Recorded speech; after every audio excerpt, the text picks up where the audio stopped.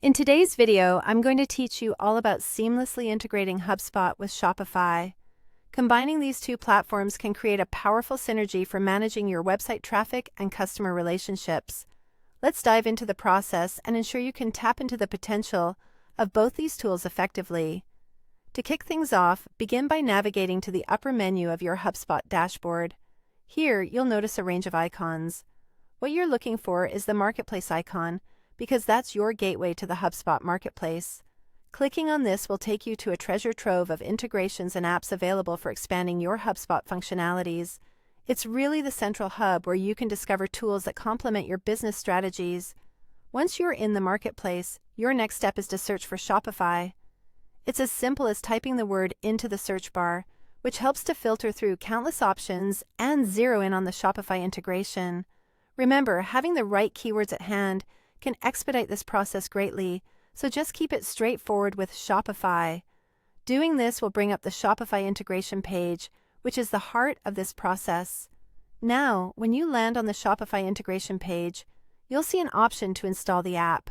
Click on the Install button to commence the integration. This step essentially connects HubSpot to your Shopify store, making data from your store accessible within HubSpot.